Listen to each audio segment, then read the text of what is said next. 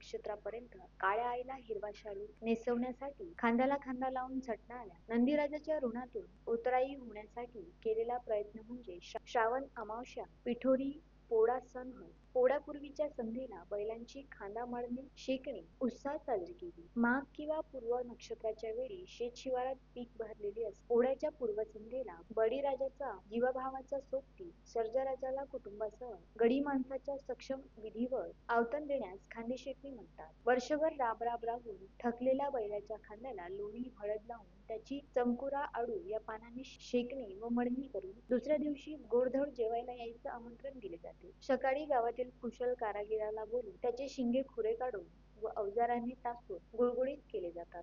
तुथ्यान मारलं, कटीन जोडलं, झालं गेलं विसरून जा, आजचं अवतान उद्याचं जेवण कबूल करा, असे बैलाच्या कानात कसाट्याच्या गजरात घाईवरून सांगितले. कष्टाच्या साक्षीला दिवाळी ही सक्षम हजर असते. त्यांच्या अंगावर असलेल्या चामड्याच्या वस्तू, कासकी, कसाटी, पट्टा, मटाटी, दोर, अगळली, वेसन सर्व सोडून दिल्या जाते. शिंगाला करदुडा बांधून कामावरील गायांना हातात मान सुपारी आणि त्यावर काहीतरी रक्कम ठेवून जेवायला यायचं निमंत्रण दिले जाते. खांदेशिणीच्या नैवेद्यात ज्वारीच्या पिठाच्या वाफेवर तयार केलेली फळ, कोवळ्याची भाजी, वरण-भात, कढी असा मेनू असतो. पोळ्या सणाला शेतकरी मजूर कुटुंबात आनंदाचं उधाण आलेलं. भारत हा कृषिप्रधान देश असून लोकांच्या उपजीविकेचे साधन बहुतांश शेतकऱ्यांवर अवलंबून आहे. हल्ली शेतीत बहुतांश ठिकाणी यांत्रिकीकरण झालं तर मोजक्या शेतकऱ्यांनी अजून बैलजोड्या कायम ठेवल्या. पोळा ग्रामीण शहरी भागात फार मोठ्या आनंदाने साजरा केला जातो. पोळ्याच्या दिवशी वर्षभर शेतात राबणाऱ्या बैलाला दररोज शेतीच्या कष्टाच्या मशागतीच्या कामापासून थोडा आराम दिला जातो.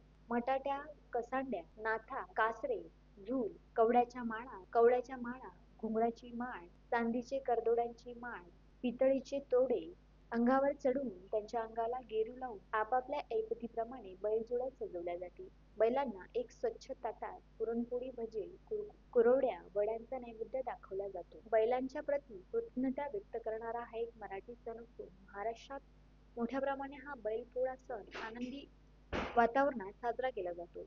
पोळा सणाच्या निमित्ताने नोकरीनिमित्त बाहेरगावी गेलेली मंडळीही मोठ्या हौसेने गावाकडे परतताना दिसतात. कृषी क्षेत्रात मोठ्या प्रमाणात यांत्रिकीकरण झालं असलं तरी बैलपोळ्याचे महत्त्व अजूनही ग्रामीण व शहरी भागातून कायम टिकून आहे.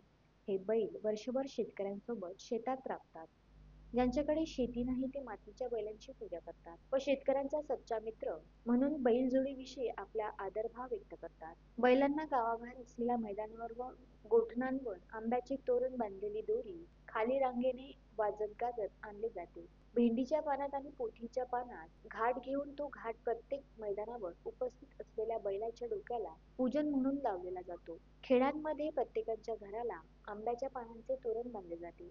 गावातल्या सर्व बैलजोड्या वाजंत्री, सनई, ढोल, ताशे वाजत एकत्र आणल्या जातात.